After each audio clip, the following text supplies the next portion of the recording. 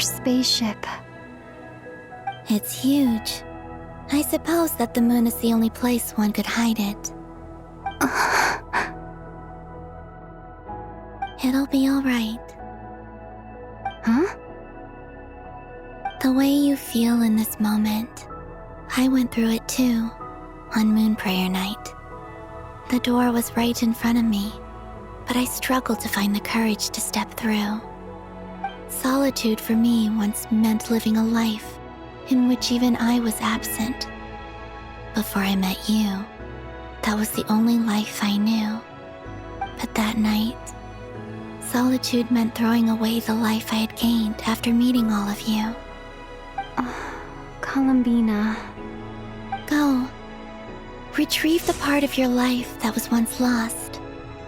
Trust me, you will lose nothing by doing so. Look, Tevat is right there. All of our friends are down there, waiting for us.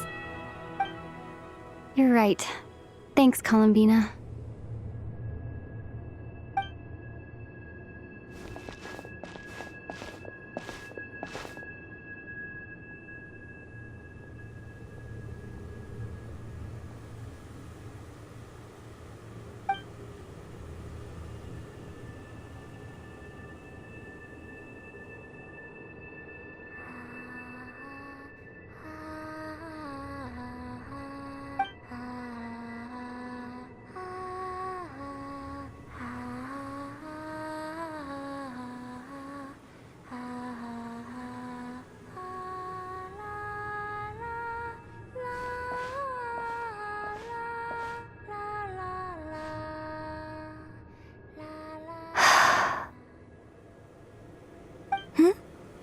Finished? Yeah. Why did you take your eye mask off? Well, since my return, I've decided to take more opportunities to see the world with my own eyes. Besides, I've always wondered how Tevat looks from the moon. And what do you think? It's beautiful. I could spend a whole day here just gazing at it. What about you? What do you think of the truth you found? I haven't looked at another person's expression in a long time, but I think yours is saying it was neither good nor bad. Keep this up, and it won't be long before you give Nefer a run for her money. Oh, I don't think that's going to happen. I'm much more used to sensing what's going on around me with Kuvaki. I think I'll save my eyes for seeing special moments I really want to remember. I read the spaceship's flight logs. I always assumed that this was my first time in Tevat. I thought that Ether and I must have been hibernating in space for centuries on end. But the logs show that our spaceship flew over the skies of Tevat once before. A long, long time ago. Flew over? So you didn't land? No. The ship barely came to a stop before flying on again. After that, it continued traveling through space for a long time. Some of the data is corrupted, but I suspect that it kept flying for thousands of years. It was only after that that the ship made a forced landing in Nodcry. When Ether found me, he came from outside the ship. Could this mean that he left the ship long before I did? Maybe even during our first pass over Tevat? Are you all right? Yes. I can feel that the truth is coming together, one small piece at a time. I remember Ether telling me that when he first arrived in Conria, he could not recall the past. So this might be something that even he doesn't know. Here, I made some space for you. Your mind must be racing, and this seems like the perfect place to relax and clear your head. Oh, wait, there's one more thing. What is it? Wait here a moment.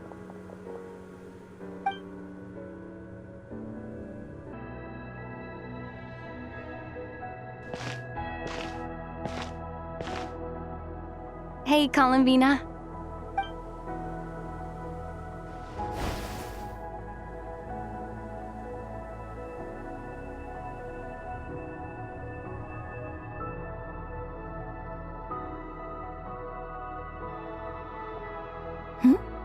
Is that a new outfit? An old one, technically. It's been in a cabinet inside the ship this whole time. It's a matching pair with Ether's. He always liked this set more. Huh. I don't think there's a huge difference. Really? Yes, it's still the same you. You're the same person, no matter what clothes you wear. Only Columbina would make an observation like that. Traveler, do you consider Tevat your home? Home is wherever Ether is. But then, after all the time I've spent here and everything I've been through... Yes, I'd say it's my home. Would you change your answer if Tevat changed appearance? I mean, if the truth about Tevat turned out to be different than what you thought. I don't know. But I don't think so. The truth is not what matters most to me about Tevat.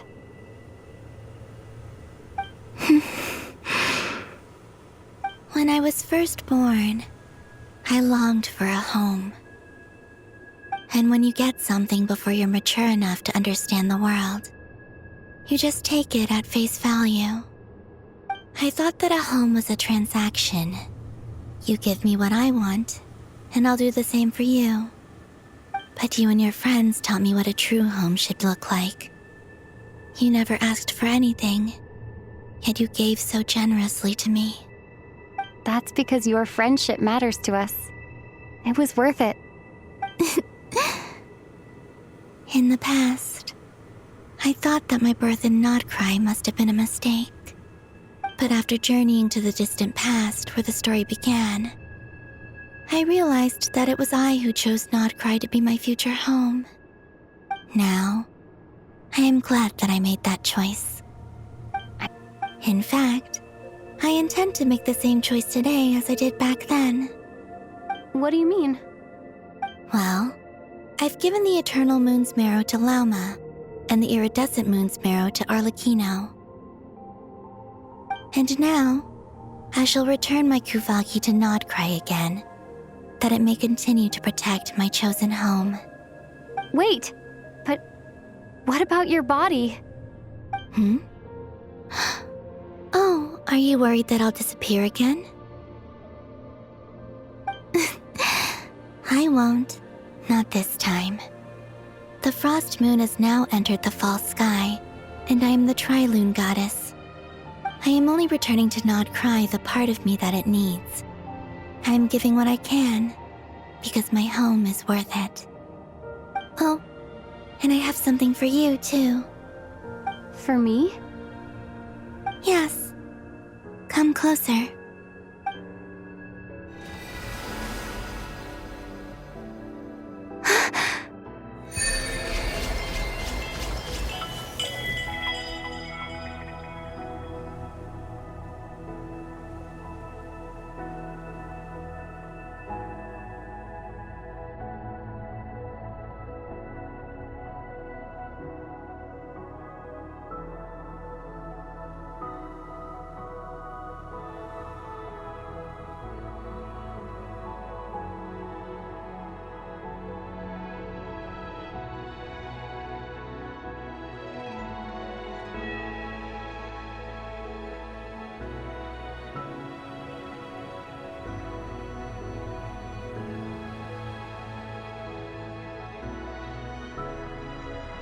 What was that?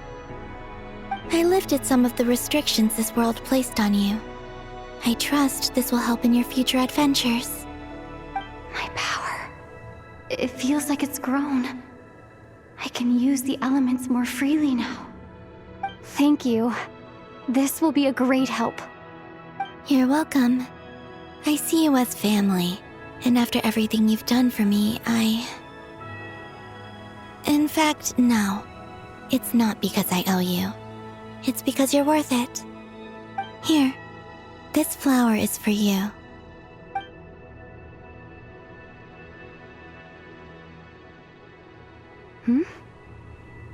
Isn't this a moon prayer blossom? You will never see these flowers lose their color again. I'm finally discovering the joy of giving. How I wish I'd learned this sooner. Hey, better late than never. What are you thinking about now? Why don't you take a guess? You get 1 shot. I don't think I'll get it in one guess, but I'm sure it's a happy thought. That's kind of a sneaky answer. I can't say you got it wrong. Down in Teyvat, the moon seems so far away. I felt it might always lie beyond my reach. But on the moon, everything feels so close by. The haze that once enshrouded the skies has finally been dispersed.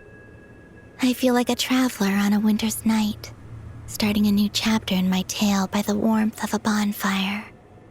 I don't have a lot of luggage, but I do have a lot of hope for the future. Well, what's next? Next? To start with, I want to stay here just a little longer.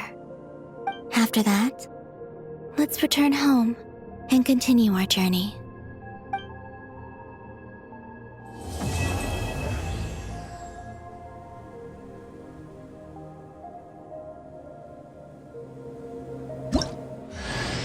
These clothes bring back so many memories.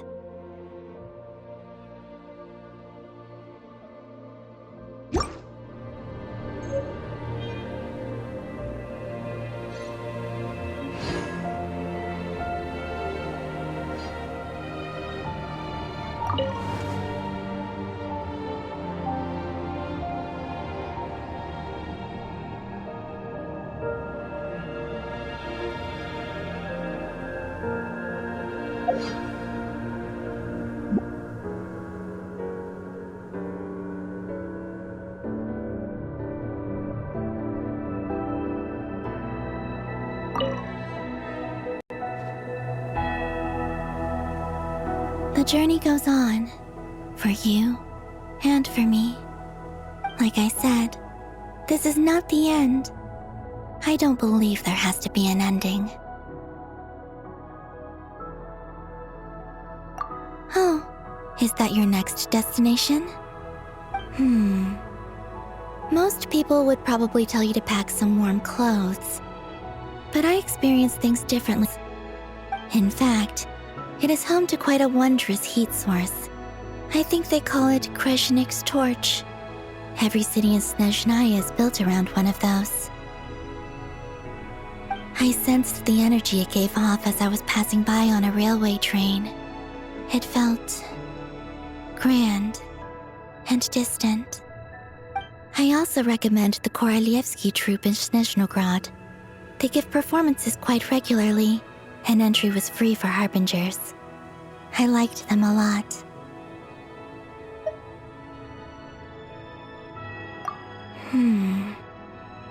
Ice cold and sharp. Crystal clear in some ways, yet profoundly unfathomable in others. Like the thick layer of ice on top of a frozen lake.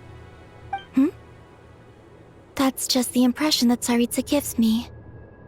I was never able to glimpse what truly lies beneath that icy exterior. In fact, I don't think the people of Snezhnaya even know what kind of power their god wields. Maybe that's because the Tsaritsa herself has never acknowledged, nor accepted that power.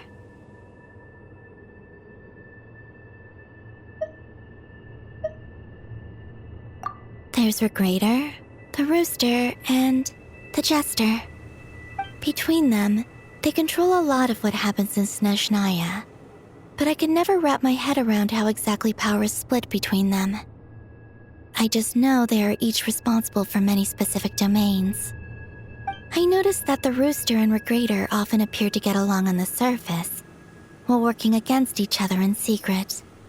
And theirs is not a friendly rivalry.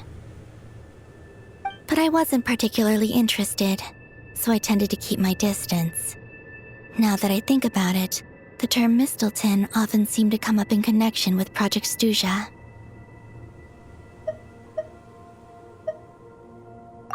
Once things settle down in Notcry, I'd like to explore the world beyond Snezhnaya. You've told me so many stories about the other places you've been to, and all the friends you've made there. I'm curious to visit those nations and see them for myself. It would also help me learn more about the journey that has made you into the person you are today.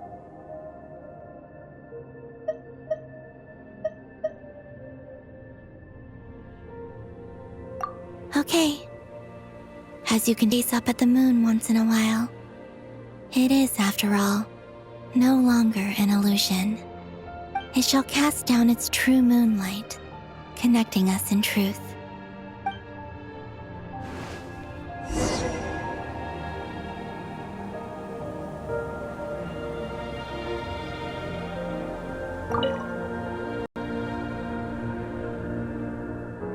The journey goes on.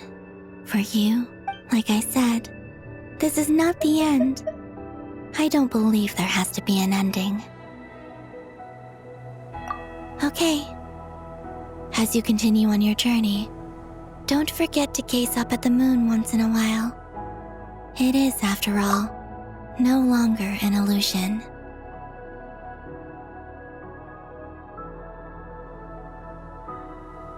It shall cast down its true moonlight, connecting us in truth.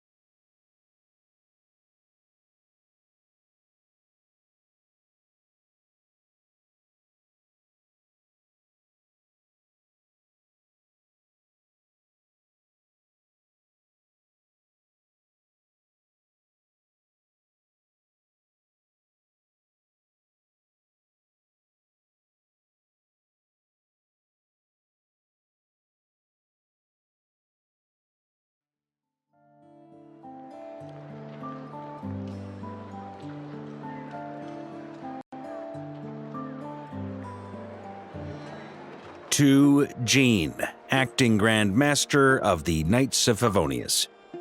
Ugh, this preamble is such a pain to write. It's probably high time we got rid of this acting business.